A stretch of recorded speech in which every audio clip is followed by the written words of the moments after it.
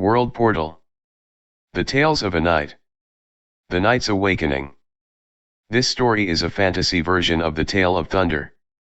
There are certain aspects of the story that are exaggerated and overemphasized, but 90% of it is true to the original story. Please enjoy. This story was written by Thunder and translated by Gregor Bayerclaw and read by Knight Commander of the Village of the Eighth. Book 1 Chapter 2. To Find a Friend. 2 days, 4 hours, 17 minutes after the village was attacked. Thunder, you dummy. You don't have to help everybody even while you're recovering from a major injury like that, Amaya scolded, slugging him in the shoulder. Okay, I am sorry, Amaya, Thunder replied. As Thunder, Amaya, and Robert walked through the outskirts of the village, they saw the destruction. From what Thunder heard from Robert, there were 2 more of those monsters, but smaller in size, about the size of a hound. 2 more guards were killed, but none of the villagers were hurt or killed.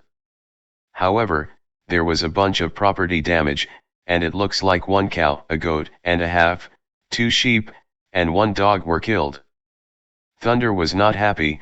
He was not able to defend those people and their livestock while he was injured.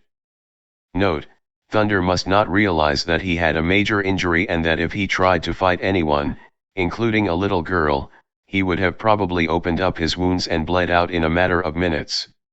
Maybe I'm being just a little bit hard on him. I need to get to the blacksmith shop, Thunder said. But why, Thunder? You need to get home and get some rest, replied Amaya. No, I have had plenty of rest. I need to get to the blacksmith shop, Thunder insisted. Amaya, let's just help him to the blacksmith shop. And just out of curiosity, why do you need to be going to the blacksmith shop? Robert asked. Because, Robert, there is something there I need. The sword I made for Barak. That one and mine are the same.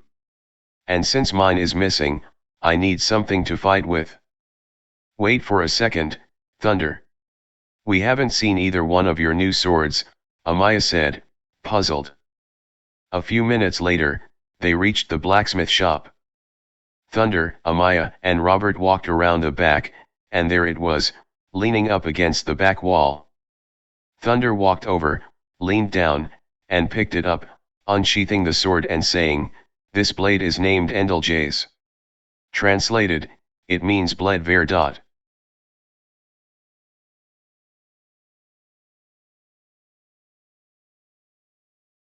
The interesting name, Thunder. Why did you name it bled ver? Because this particular one was after my blood, insanely. I think I cut my hands 8 different times. So, I named it bled ver. Or, if you want to be proper, Endeljays. Okay, I guess that makes sense. How does it handle? And I just now noticed, it's a bit of an odd sword. Yeah, my original idea did not work, so I modified it to a 12-inch handle, 36-inch blade, with, I believe, an 8 to 10-inch crossguard. The nice thing about this is it has the perfect balance to wield dual or single-handed, but it's not a hand and a half sword because you can fit 2 hands on here, but it does have a shorter blade. I think it was like 4 inches or so. Then Thunder gets into his sword stance and starts to take a swing. Amaya immediately stops him and tells him that he just attacked 2 days ago.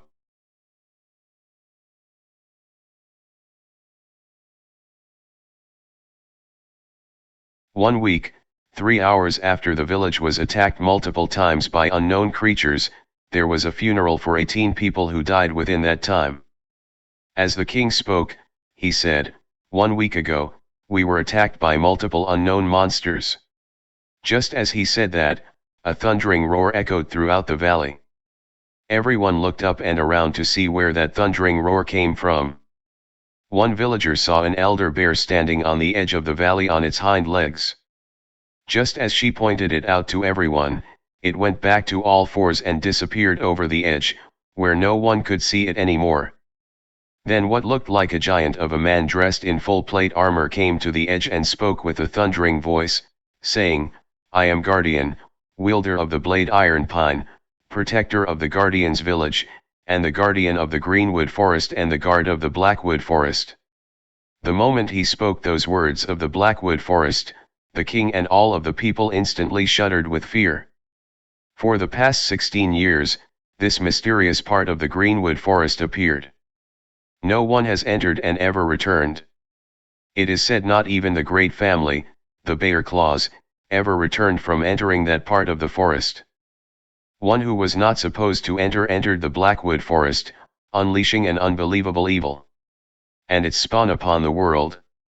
This evil will hunt down the last of the true bear claws, High Lord Wuthrad Bear Claw's grandson, the last of the line of the true bear claws. In 5 years' time, once this evil has gathered its strength, it will hunt down the last true bear claw. Then he bowed to the people and said, May the 8 be with us all. Then, vanishing over the edge just as fast as he came, the king continued on with the funeral. 30 minutes later, Thunder told Robert and Amaya that once he is fully healed, he is going to the greenwood forest and seeing if he can find out if Barak is alive or dead for himself. Note, entry log. 8 ancient families date back way before the time of the fallen one. No one knows who started these families or who the original members were. All we know is that nearly overnight, they appeared out of nowhere and soon became highly regarded and respected by all. The names of these families are House Bearclaw, House Dragonfang, House Greyhound, House Foxtail, House White Crane, House Buffalo Horn, House Thunderhoof, House Blackfeather. More details will be provided later on. The Bear Claw, the Bear Claw. I can almost taste it. Vengeance will be mine, on both the last of the line and on you, 8. We were once 9, then you betrayed me. Now you are just 8, and you cannot use your full power, or you will kill your precious humans. Me, on the other hand, just have to wait a couple more measly years, then I can unleash my full strength and kill your little pets. I will enjoy this final bear claw. Then I will go to its extended family, not pure blood, but still, vengeance is vengeance. And it should taste good too. How would diluted blood taste? Probably not near as good as pure blood. What if I tried one from the others? Never thought of that. What about a little fox's? That might be a little bit good. Or maybe a greyhound's. Possibly even a dragon's. Maybe even Thunderhoof's. Is that the right name? That doesn't matter, they will all look the same in my stomach. Shame there is no more of mine around. They follow so well. The final one didn't even know he was serving me before he was killed.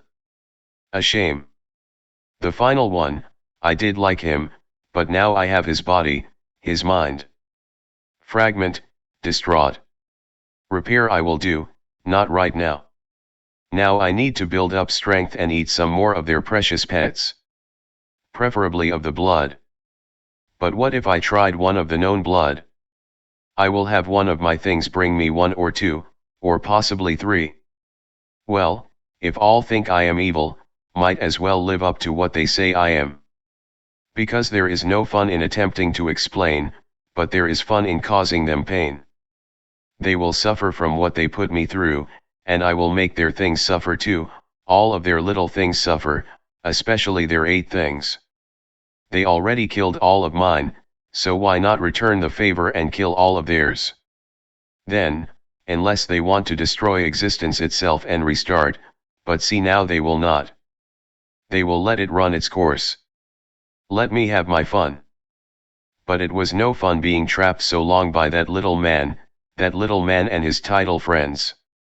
All trapped me there for so many decades, 4 years, or was it just time? Remember, cannot things fuzzy, things blurry? Is it because I am in this one's body or is it because they did something and I still partially feel and not know, could not comprehend?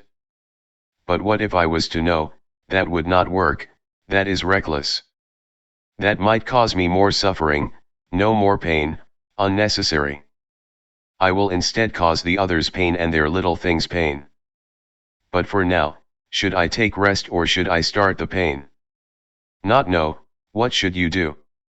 Mind scattered, power diminished, but what if I was to know? No, I already said no to that. But no, I said no, but why not? Because I said no. You have made me say no too many times. Be quiet. To you, fine, we'll be quiet for now. Ask later. No, will not ask me later. Bind quiet needs more. What was that again? Little thing bringing me something. Ah, what it looks like. Even one black. I haven't even asked for, ordered yet, and yet each brought he. Save, keep alive. Little thing, for now, deciding. What is it? Blood. Blood is watching, can smell, almost taste. Where is it? It's looking. Thing smell of the bear, no, it is not. But thought only one left, apparently more than one, at least two or more. Come out, little thing. Let it devour. No chance of run, come like good thing. But something not right, this one is not of that one who trapped me, not of his line. Is it possible? Is it that he is of a different line? Well, it looks like you are getting along quite well with yourself. I am here not to fight or cause trouble for you. I'm here on behalf of the forest. Is it talking to us? Is it supposed to? Or is it supposed to die like good little thing? Don't know, don't ask me, ask it. Hey, why do you speak to me? Because I am here on behalf of the forest. You are no longer of the forest, so it wants you out of here. What are its things to order us around? As I said, I am not here to cause trouble for you. The forest wants to strike a deal. Oh, a deal you say? Ideal, beneficial to me, right, little thing? Yes, a deal beneficial to you and me. Oh, please do tell more. Speak, little thing, speak. The forest wishes you to not remain here. It says there is a largely abandoned fort 192 miles south. It is secluded there, hikers go by, and there are a lot of bandits that are up there. Probably not to your liking, but you can have them and rebuild your strength to come back and reap your vengeance upon those who did you wrong. Little thing, a question I have. You smell of the blood, but yet you speak that you are not. Are you, or are you not? I am only here on behalf of the forest. That is all you need to know. So if I accept the deal, what are your terms or the terms of this forest? The terms are, when you come back, do not enter or hurt this forest or the village that is within the forest. Are you included in that?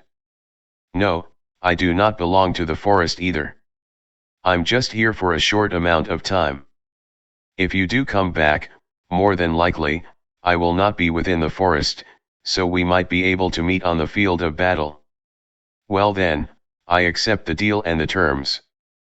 I shall go to this fort in the mountains and have my fun with those little things up there.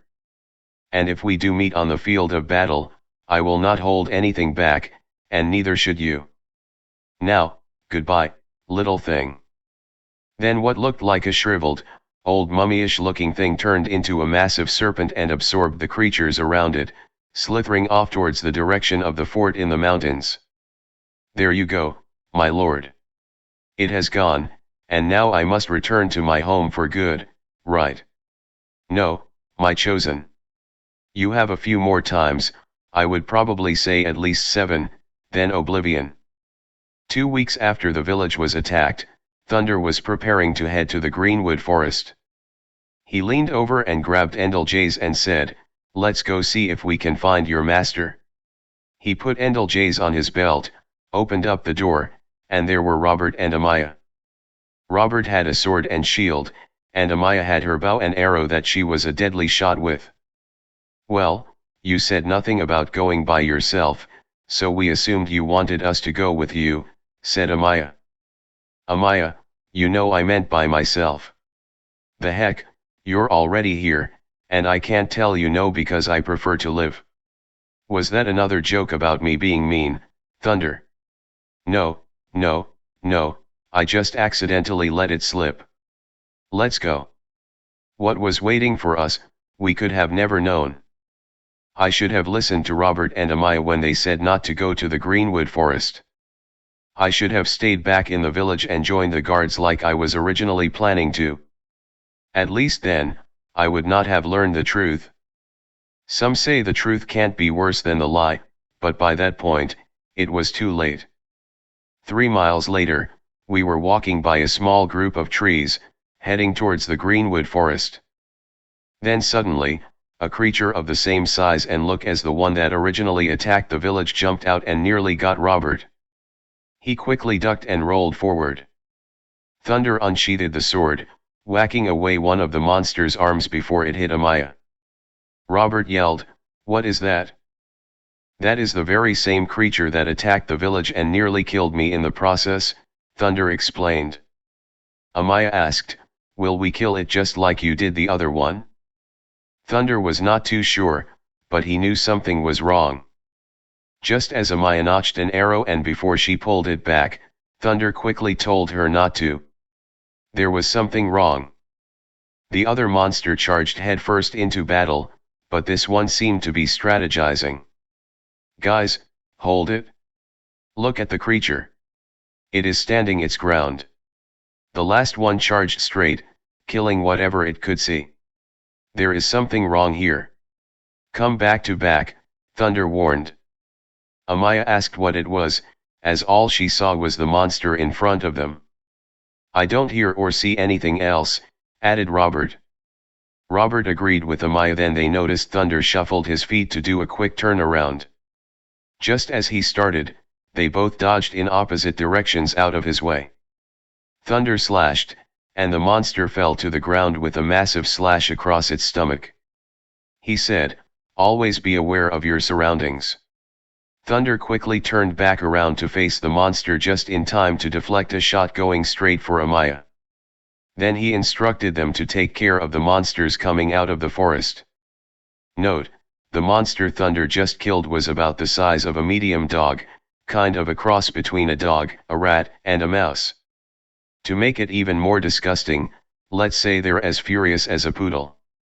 Told you this monster was smarter than the last one. He had us with our backs to the forest, making us an easy target because we were completely focused on him, not noticing the other creatures emerging from the forest. "You two take care of them. I'll handle this big one," Thunder instructed. Amaya voiced concern, "Thunder, are you sure you can handle him by yourself?" Thunder replied confidently, "Of course, Amaya. You and Robert worry about those guys, I'll take care of this one." "Well, Thunder, it seems that you're getting better. It's a shame I cannot help you, for if I do, that will mess everything up. I wish I could. You will become one day one of the mightiest warriors known throughout the land and throughout history. It's a shame I will never be able to meet you in person, but hey, the bright side is you will need someone to carry on your mission. And even without me helping, I still know how this will all end. I am not too sure how you would have been if you never found out the truth. You would have never been able to get justice for what had been done." As those annoying little creatures came out of the forest, Robert kept them at bay while Amaya shot them with her bow and arrow. "Come on, you big ugly. It's your move," Thunder taunted. The creature looked almost pleased that Thunder was by himself and the other two were not with him. They started to circle each other slowly. Thunder had his sword out in front defensively. Then, the monster lunged and tried to slash Thunder 3 times. He deflected 2 and dodged another. "You're not going all out like the last one. You saw how I killed the other one, for you are smarter," Thunder remarked as the creature stumbled for a second. "Well then, if you're staying at a distance, I'll go up close and right to you," Thunder said. He put his right foot behind and his left foot and sheathed his sword. Robert, Amaya, I'm about to do something extremely stupid. Keep those little buggers off my back, if you please, Thunder exclaimed. Wait, Thunder, shouted Amaya. Just as he charged towards the monster, sliding under its belly, Thunder jumped back to his feet, unsheathing his sword and cutting its rear. The monster retaliated, whacking Thunder with tremendous force. He went head over heels and landed on the ground. He got up and said, "Is that really all you've got? This is the first time you've actually taken a real attack towards me. Let's see what else you've got." Thunder stood back up on his feet, preparing to slash the monster again. But the monster did not stay back. It charged headfirst towards Thunder. Then, the world seemed to slow down, and Thunder thought to himself, "You know, this monster is 1/3 smaller than the bear I saved with Robert and Amaya, and we ended up raising. I believe it was a greenwood forest bear we saved, and it is 3 times the size of the monster that is currently attacking me. Interesting. And I named it weird too, but I remember someone telling me that name was the name of one of the 8 great elder beasts. And the name of the bear was Nasus." Upset, Thunder quickly hit the ground just as the monster jumped overhead. When the monster landed, Thunder quickly held his sword defensively. Thunder was determined not to give up, and so was the monster. But then he noticed the monster heavily sniffing through its nose. Then something happened that nobody knew was going to happen. FK vifeja vipfa vergab vipfa bear votib vk vmq purpose flied vifp vk flyub blufgod vk vifam rad fib vipfa fmepima. Oid fia mqhwd. Of course, these past 3 weeks could have not gotten any worse, and just as luck would have it, it just got worse. Guess what? Okedrik fep pr. For those of you who didn't catch on to what was just happening, the monster, well, how should I put this? The monster is speaking. Due to its inability to speak normally, it's using a variation of Common Eldaric. Thunder, on the other hand, is speaking straight up Common Eldaric. However, he knows very little. Thunder was standing there, ready to end the battle with the monster, when suddenly it charged. Thunder stood his ground, not budging nor flinching. The monster came closer and closer, but Thunder held his ground. As the monster got closer, Thunder thought to himself, "I could dodge off to the left. I might be able to get another strike in. Or if I go underneath, no, I won't do any of that. I'll face this monster head on, and one of us will lose." Thunder took a deep breath, preparing to attempt to strike the monster. 5 feet away, then 4 feet, then 3 feet. Just as Thunder was about to strike, a massive brown blur came from the right, slamming into the monster's right side and causing Thunder to fall to the ground. He quickly got back onto his feet and looked around to see what it was. Looking in the direction of the monster, Thunder saw a massive brown bear engaged in a fight with it. The bear stood on its hind legs and delivered a powerful punch to the monster's face, disorienting it for a moment. The bear then ran back to Thunder, and as it approached, Thunder noticed a distinct slash across the bear's face, from the left brow down to the right cheek. It was the same bear that Thunder, Robert, and Amaya had saved years ago. The bear circled around Thunder and eventually stopped behind him, nudging its head between Thunder's arm and shoulder, asking for a scratch. Robert and Amaya hadn't noticed this interaction until a few moments later. "Nasus, you came back!" Thunder exclaimed as he scratched the bear's head. When the monster regained its footing, it looked at Thunder and Nasus, speaking again in that strange language. Nasus responded, and Thunder understood that Nasus was essentially saying, "Do you know why he talks so much now? Actually, do you know why he didn't talk before?" Thunder looked at Nasus and understood the bear's communication. "Okay, Nasus. Are you ready to do that maneuver we came up with all those years ago?" Nasus seemed to nod in response. Note: charging bear scary. Thunder, You know that move will never work in an actual combat situation, remarked Robert. Amaya, he's a bear. Why would there be a bear on the battlefield, added Robert skeptically. Exactly, Robert. He's a bear. No one would expect this move, and besides, it's just a theory, Thunder defended his idea. No offense, Thunder, but it's kind of a stupid theory, said Amaya bluntly. Okay, then, Robert and Amaya, I'll make you a deal. If someday in the near future I'm able to use this move with a bear, you both will owe me, Thunder proposed. With us as witnesses, right, Thunder, asked Amaya. Of course.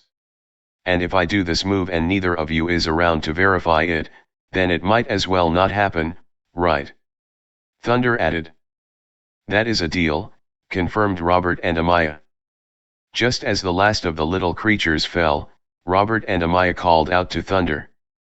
The creature caught notice of this and then suddenly stretched out, prompting it to speak to Thunder, O Fija VWRP kettle his FAGT.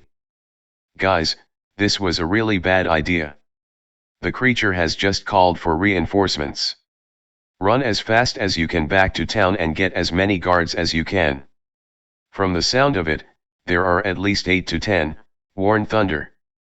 We're not going to leave you here to defend yourself all by yourself, Thunder, explained Amaya firmly. From the sound of it, they are deep within the forest, about 3 miles out. The village is just under 3 miles in the opposite direction. So if you hurry, you and the guards should be able to return here just before the rest of those hideous creatures arrive, Thunder shouted urgently. Robert quickly agreed and grabbed Amaya. They both started running back towards the village. Hurry, Amaya. If we are to make it to the castle and back in time to help Thunder, we must run as fast as humanly possible. Wait, Robert. But if we go to the castle and get the guards from there, then Thunder will know about you, Amaya protested. I know, Amaya, but it is the only way we will be able to save him and stop all of those creatures, replied Robert resolutely. What about your safety? Amaya inquired worriedly. I know. I will make Lord Father listen to me, one way or the other. And, Amaya, if this ends how I believe it will end, I may never be able to see Thunder again. So if you would, please say goodbye for me, Robert requested with a heavy heart. Amaya regrettably agreed and said, yes. 2.5 miles later. Who approaches there, called out a guard as Robert and Amaya approached the castle gate. I am Robert of House Greyhound, firstborn son to the Lord King and future heir to the throne.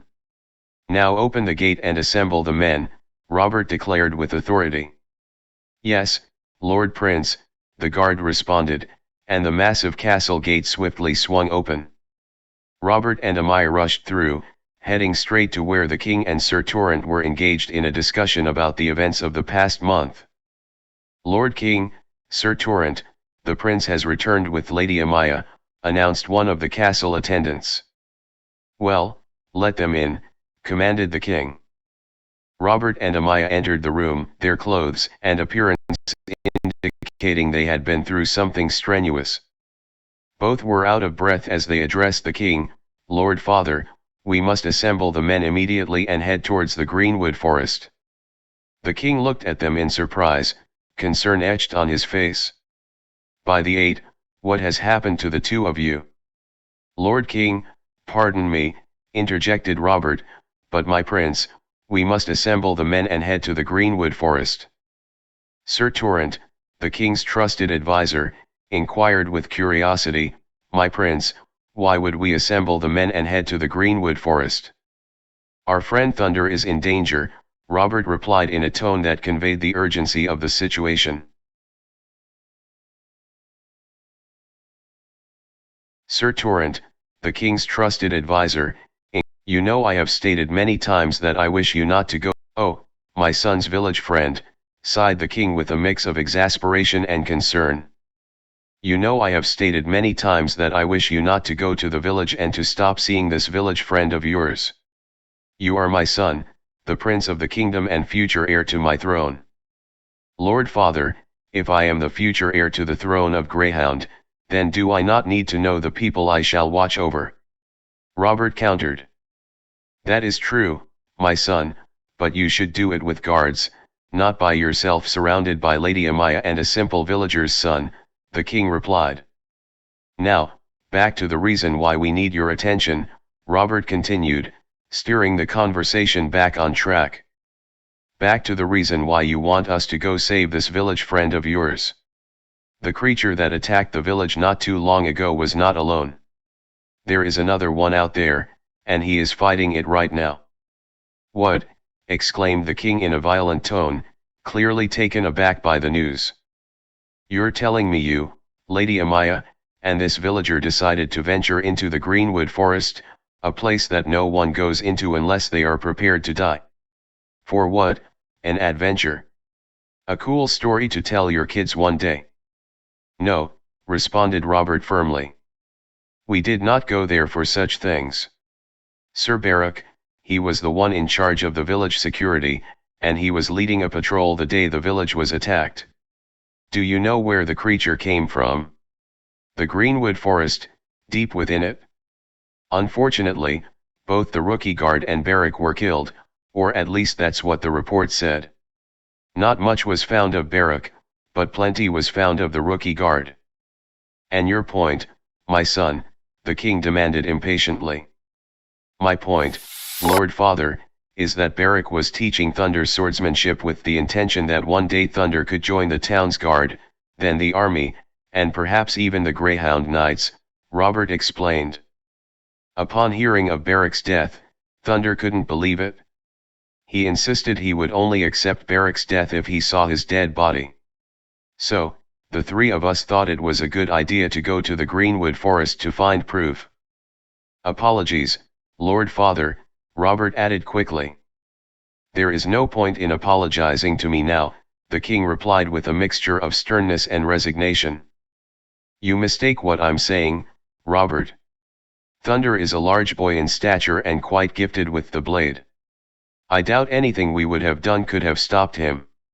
Even throwing him into the town's jail would not have deterred him, he would have found a way out and gone to the forest one way or another. So, you and Amaya took a risk and joined him. The king's tone softened a bit as he continued, I understand your loyalty to your friend and your concern for his safety. But remember, Robert, as the future heir to the throne, your decisions carry great weight, and your actions must be calculated and responsible. No, the king's voice thundered.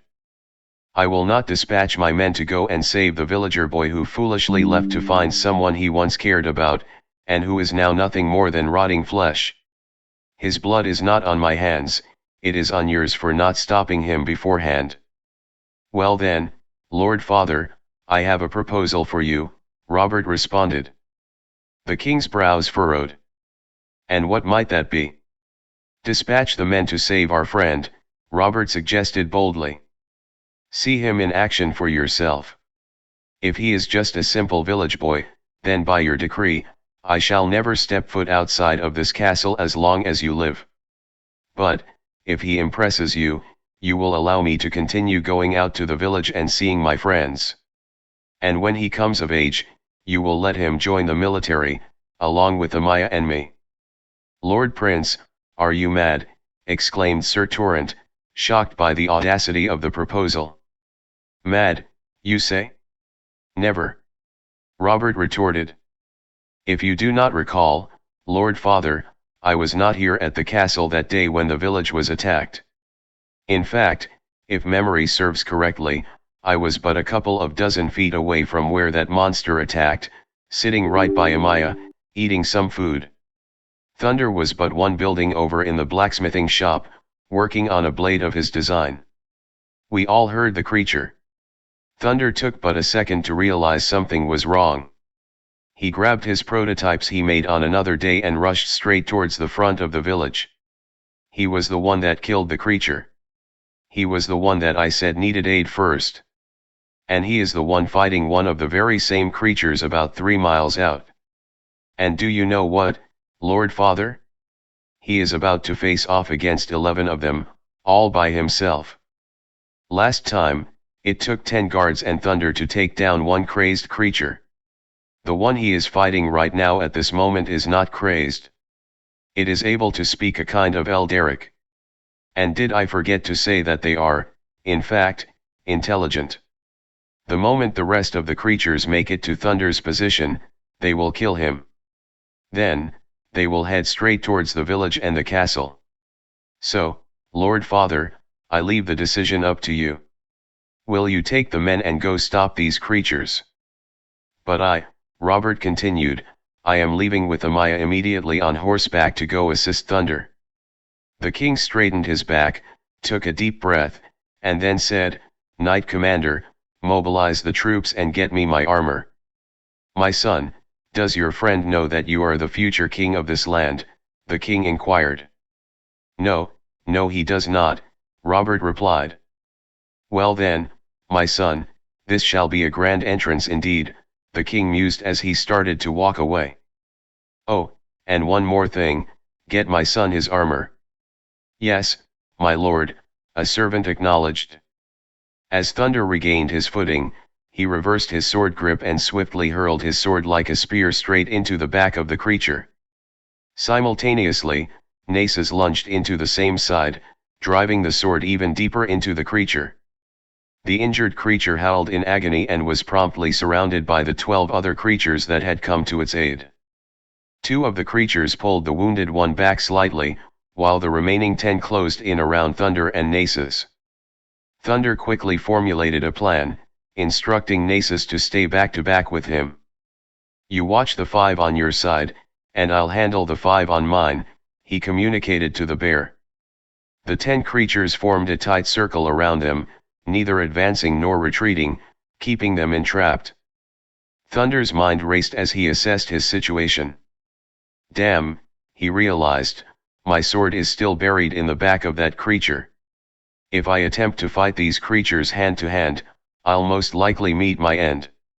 He braced himself, preparing to face the impending threat. Unbeknownst to Thunder, a short distance away, a cloud of dust began to form. As events unfolded, he remained focused on the encircling creatures. However, suddenly, a resounding howl of a horn echoed through the land, cutting through the tense atmosphere.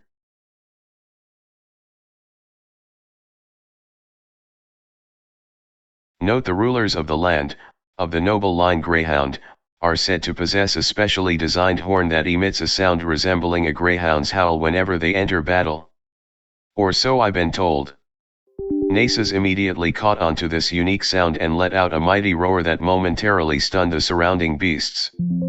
In that moment, Thunder noticed a group of roughly 25 knights making their way towards their location. Well, I suppose the castle guards caught wind of what's happening here and want to join the fun, Thunder thought to himself. He then shifted his gaze back toward the heart creature, or where it was supposed to be. Thunder realized it must have retreated while the other 12 remained behind. Lord Father, we must hurry. They have him surrounded, Robert urgently communicated.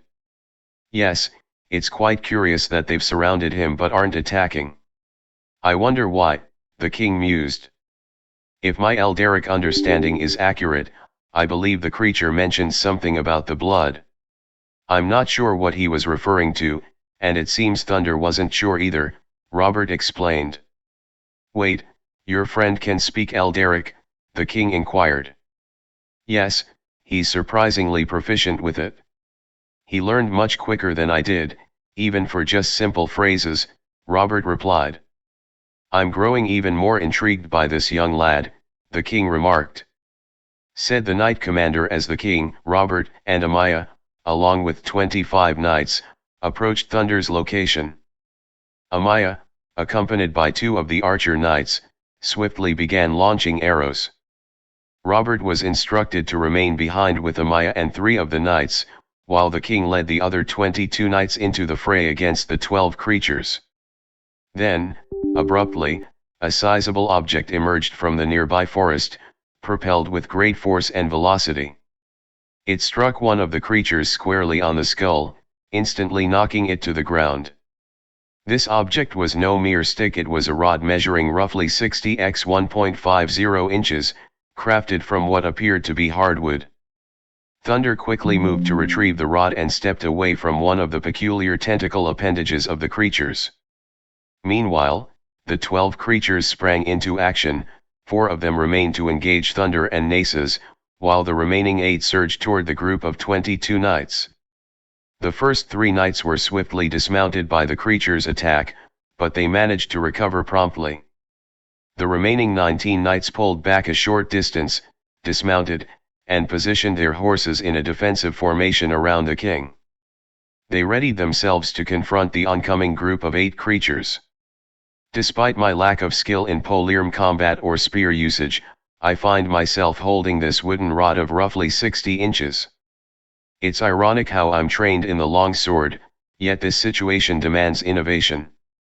How about I wield this rod like a long sword? What say you, Nasus? Thunder mused as he sought his companion's response. Nasus emitted a grunting noise in agreement, confirming Thunder's assumption. Very well, then. Let us deal with these creatures. Lord Father, I implore you to permit the Knight Commander, the remaining 3 knights, Amaya, and myself to aid Thunder. I beseech you not to dismiss Thunder as a mere commoner. Lord Father, he is anything but ordinary. That's it? Suddenly, without warning, a wave of fear and terror swept over the small battlefield where 25 knights faced off against 12 creatures. The king's voice trembled as he exclaimed, "No, that's impossible." Even Robert and Amaya, who had never experienced such a feeling before, were taken aback. Lord Father, Thunder began, but his words were cut off by a powerful, echoing cry that resounded through the land. The cry was followed by a thunderous roar of human origin. Translator's note: the term abide doesn't have a clear translation but represents an exclamation or a powerful expression of emotion. Sometimes I forget how formidable Thunder can be, even though he was around 15 years old. Maybe I'm mistaken about the age. I'll need to go back and check, but he managed to take down one of these creatures almost single-handedly, though he nearly lost his life. It's still impressive. And now, here we are, Thunder and Barry are, with Robert and Amaya. Back when they were quite young, Thunder and Barry are facing 4 of these creatures 2 on 4. Let me just say this is one of my favorite parts. I know it's not grammatically correct, but it's more fun to be less formal. Alright, let's get back to what Thunder is doing. I was once told by a traveling knight that in battle, you must not lose yourself to fear, hate, and anger. You must control them and use them to your benefit, Thunder thought to himself. Now I ask you, traveling knight I may never see again, how would one use their fear, hate, and anger in a situation like this? Surrounded by these monsters, these beasts, these things. He paused for a moment. You use it as a tool against your enemies and to defend those closest to you, a voice of unknown origin answered. The odd thing was that Thunder didn't hear it as an external sound, he heard it as if it was in his mind. A voice in his thoughts. That's when he realized that he must not lose himself to the beast within. He must use it, become it, to defend those he cares most about. Then a second roar echoed through the land, followed by a third in quick succession. One human, one bear, but now they were of the same mind in 2 bodies. I am Thunder, son of a farmer, apprentice of the blacksmith, and student of the former second in command of the knights. This is Nasus, raised by my own hands and a greenwood bear, Thunder thought, his thoughts intertwining with Nasus's. Then what seemed like a madman flailing a rod around and a beast that had gone wild, ripping and tearing at anything within its reach, commenced battling the remaining creatures. You 2 knights, stay here with my son and Amaya, Robert ordered. Knight Commander, come with me. We are joining the rest of the knights. Lord Father, what is going on? What was that strange roar we just heard? Robert asked. Something I thought was long gone, The king responded. Knight commander, come with me. Yes, my lord, the knight commander replied, and they hurried off to join the rest of the knights in their fight against the monsters.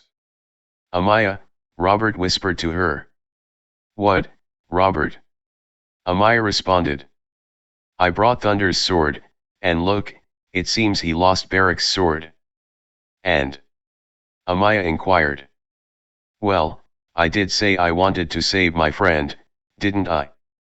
You two knights, go help Lord Father, Robert instructed. And don't worry about us.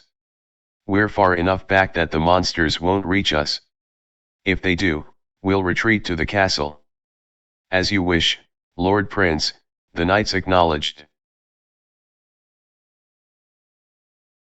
End of chapter 2.